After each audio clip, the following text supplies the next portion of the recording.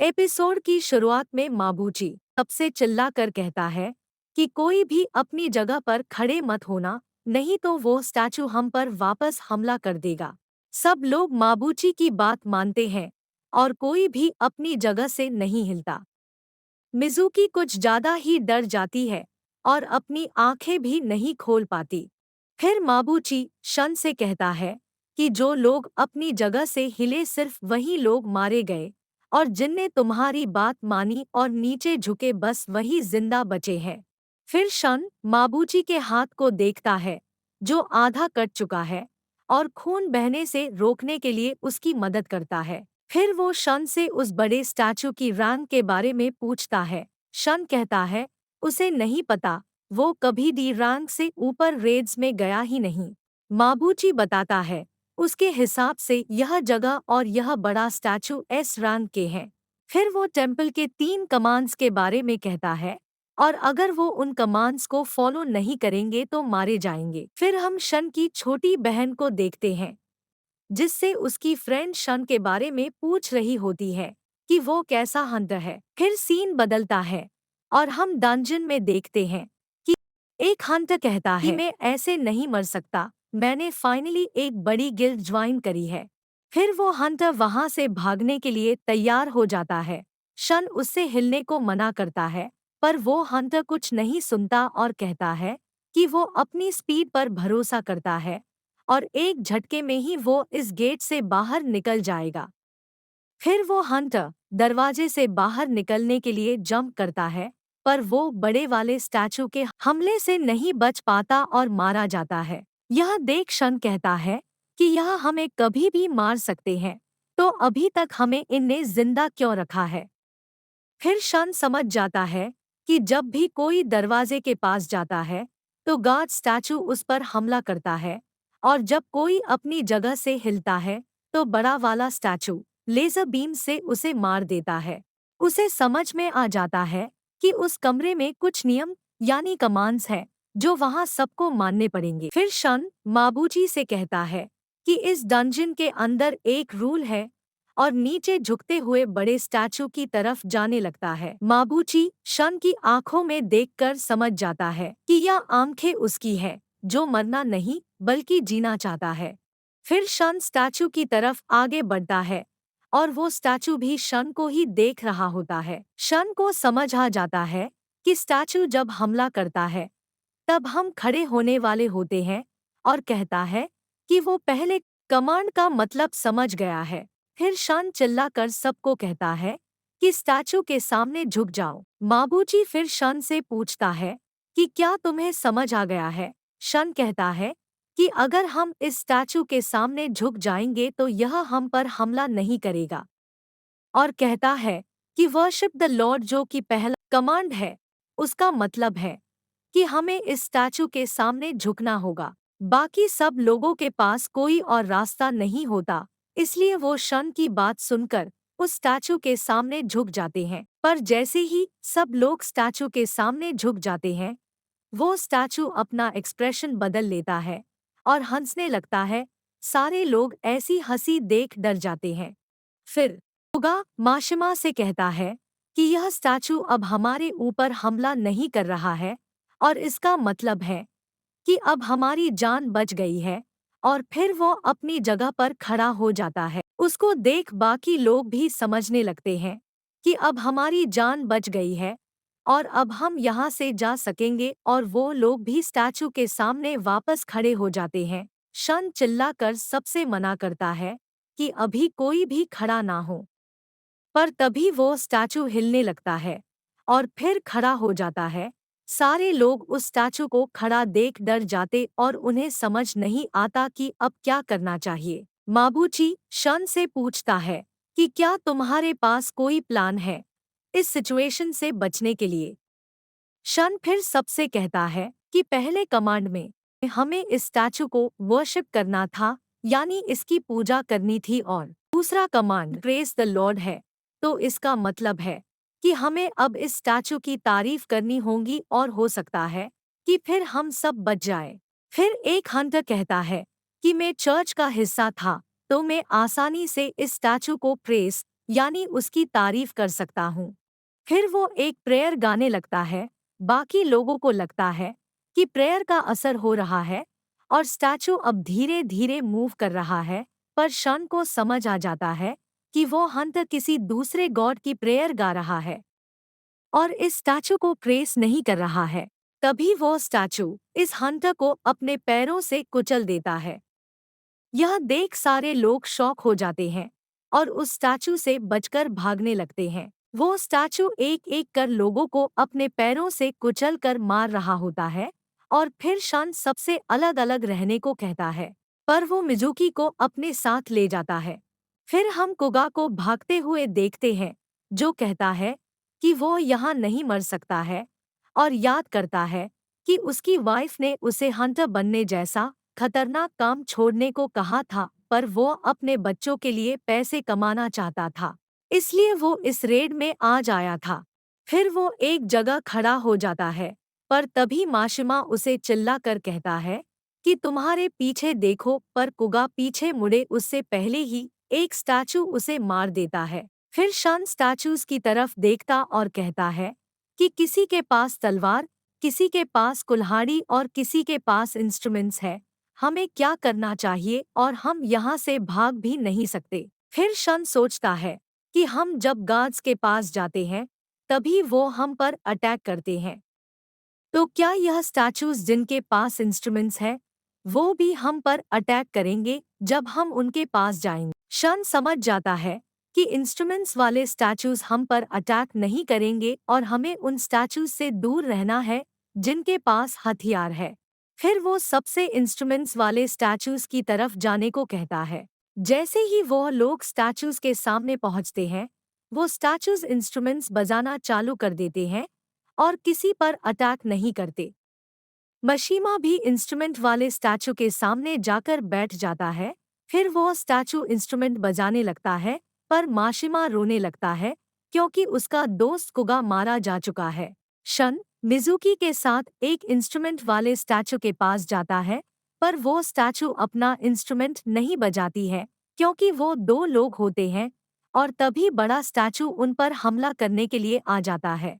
शन मिजुकी को इंस्ट्रूमेंट वाले स्टैचू के पास छोड़ वहां से भाग जाता है किसी दूसरे इंस्ट्रूमेंट वाले स्टैचू को ढूंढने के लिए। फिर बड़ा वाला स्टैचू शन पर अपने पैरों से हमला कर देता है, पर शन बच जाता है और एक स्टैचू के पास पहुंच जाता है।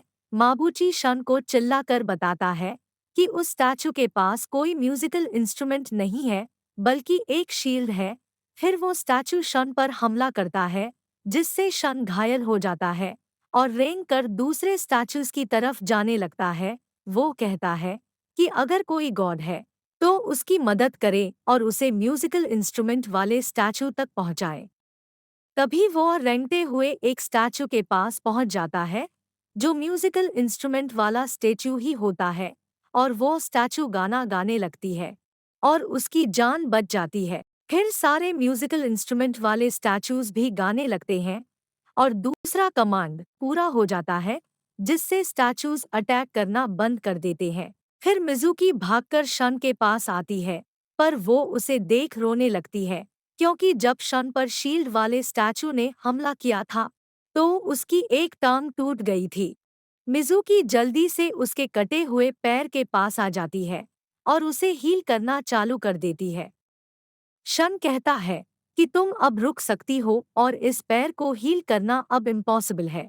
मिजुकी कहती कि चुप रहो और शांति से बैठो। हम देखते हैं कि मिजुकी शन को हील करने के लिए अपनी पूरी मैजिकल पावर्स का यूज कर लेती है, जिससे उसकी नाक से खून बहने लगता है।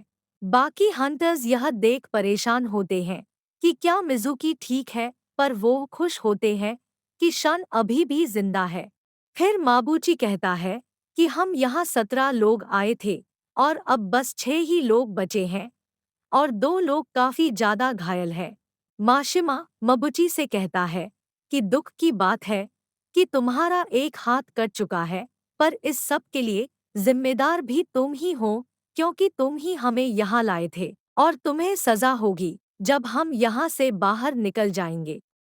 तभी बड़ा वाला स्टैचू वापस से हिलने लगता है। फिर वो स्टैचू अपने हाथ से एक इशारा करता है और जमीन से दो पत्थर बाहर आ जाते हैं। किसी को कुछ समझ नहीं आ रहा होता है कि आखिर यह क्या है। फिर माबूची शन से पूछता है कि यह क्या चीज है। शन बताता है कि यह दो पत्थर एक अल्टर है।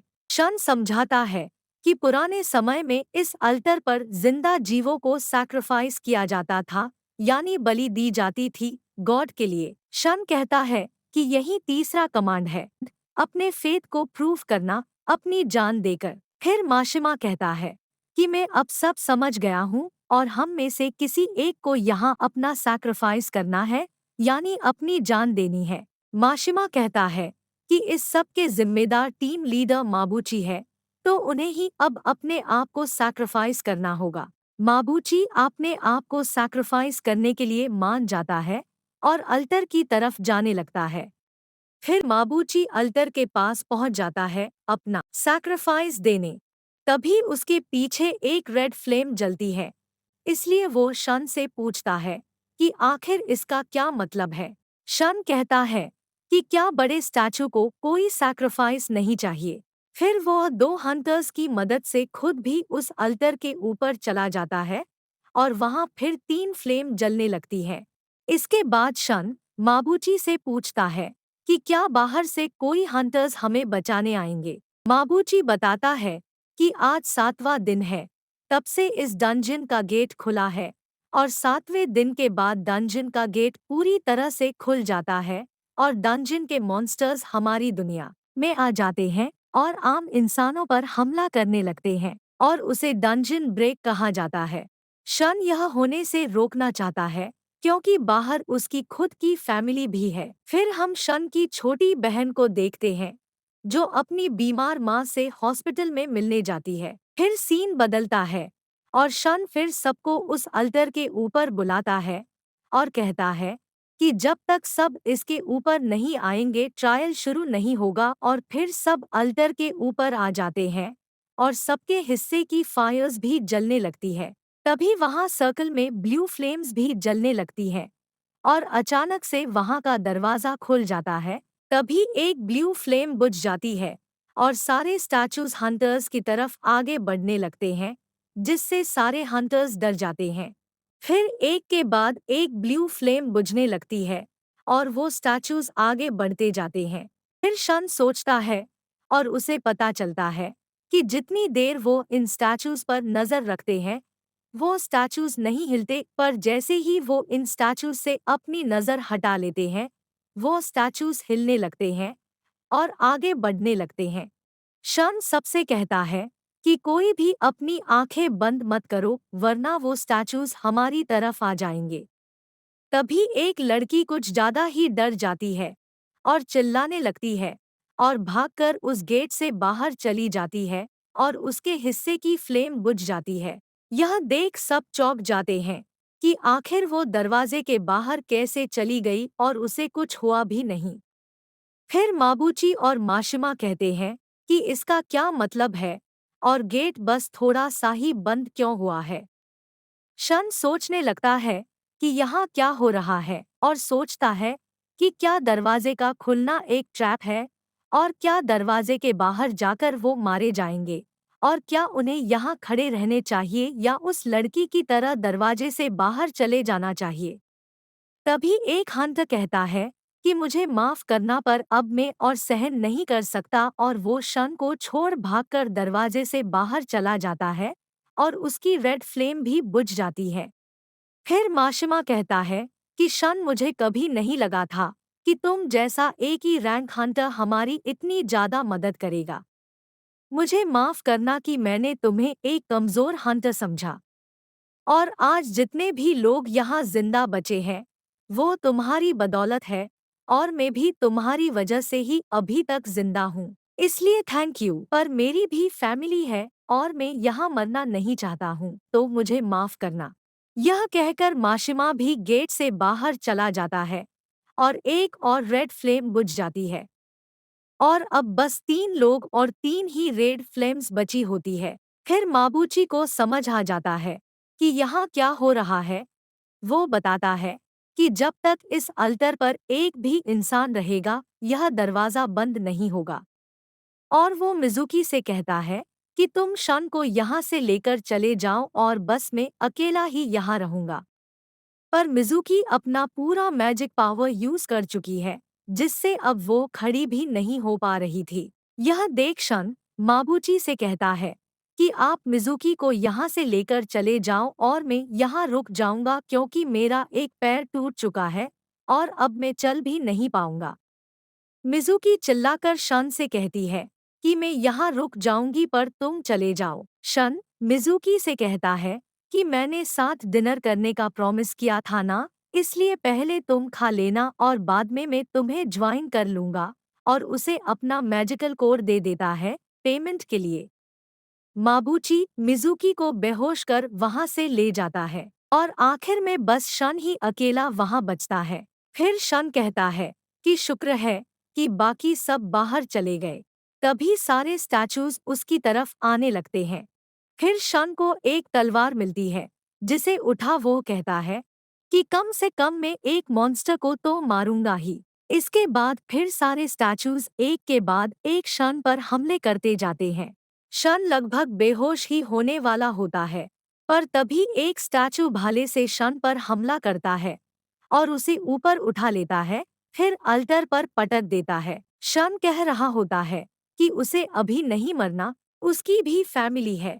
भले ही यहाँ रुकने का डिसीजन उसी का था, पर फिर भी उसे अभी नहीं मरना और उसे बस एक और चांस चाहिए लाइफ दोबारा से जीने का। तभी वो स्टैचू अपने भाले से एक बार फिर से शन पर अटैक करने के लिए आता है, पर तभी सारी ब्लू फ्लेम्स बुझ जाती है और शन के सामने एक स्क्रीन आ जाती है, जिस पे लिखा होता है कि सीक्रेट क्वेस्ट की सारी रिक्वायरमेंट्स पूरी हो चुकी हैं और इस क्वेस्ट का नाम होता है करेज ऑफ द वीक।